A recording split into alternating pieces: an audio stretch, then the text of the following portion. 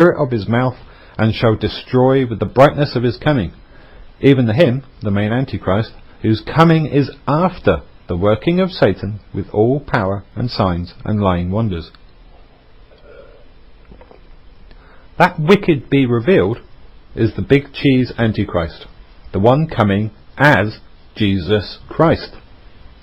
This is a masquerading tall grey alien, or Titan, who has called himself Jesus Senander. He does not show up until after the working of Satan with all power and signs and lying wonders. This satanic power, signs and lying wonders is exactly what has occurred, especially in Christendom, ever since Paul and his famous day of Pentecost. Now I fully realise that this is a very bitter pill to swallow for Christians today.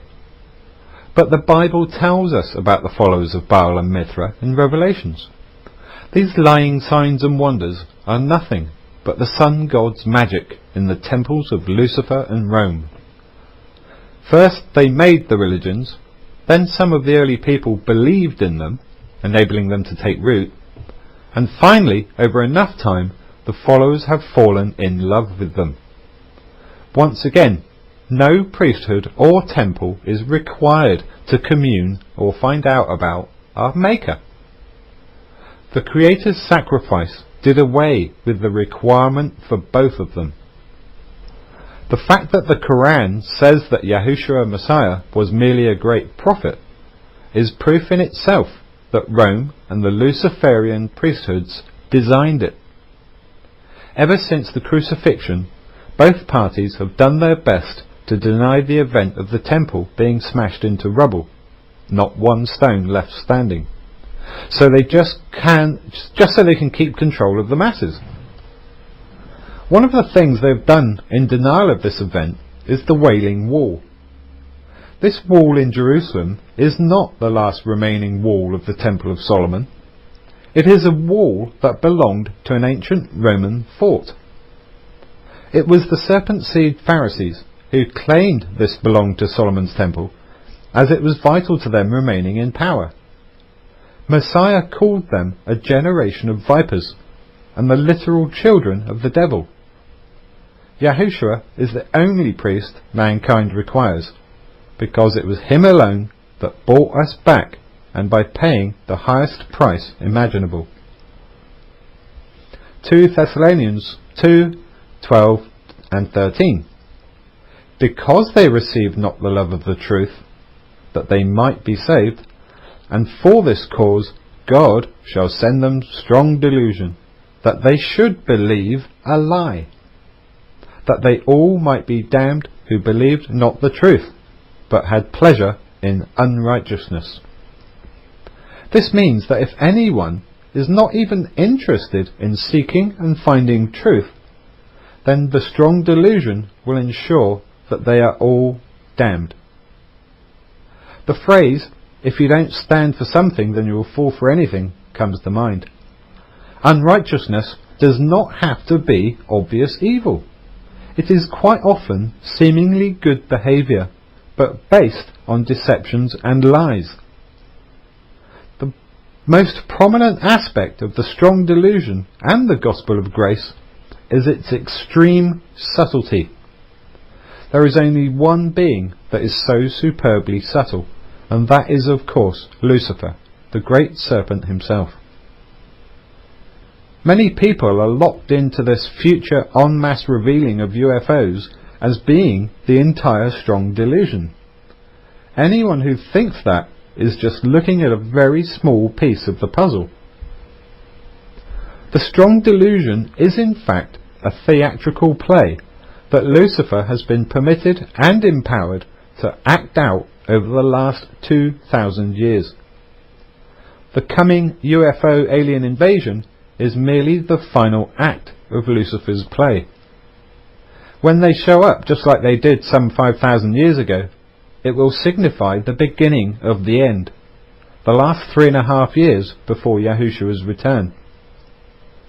The only reason that so many will fall for it is because they are already following someone called Jesus Christ. The 2,000-year play began with the attempt to kill off the truth by slaughtering the early followers. Then we had Rome's writings replacing that truth with the Council of Nicaea. Messiah had freed the people from all of the satanic religious lies, but since when do evil people in power relinquish it so readily? The Bible was Rome's attempt at regaining control of an already crumbling empire. The Dark Ages was a worldwide hunting down of any texts and people that knew those truths. An unknown amount of writings and around 50 million people were slaughtered by Rome's inquisitors purely to establish their version of the Bible that we still have today. Anyone who went against it because they knew better was called a heretic. Now that's religious ethnic cleansing in its most extreme case ever. And people today want to follow a faith that was responsible for that. Both faiths have been designed for us by evil men and their spiritual guides, purely to manipulate mankind into this end-time scenario of an East versus West conflict, a conflict about whose God is the right one, when neither of them is. This is the serpent's matrix at work. The people that think their holy books are 100% the true word of their God and their prophets are measuring everything against what is either strictly scriptural or not. Both Paul and Muhammad were used by Rome to establish this textual mess, designed just to keep us all in confusion about what the truth really might be. This is the sole reason for our Maker stating that the only ones that have a chance are those who draw closest to him.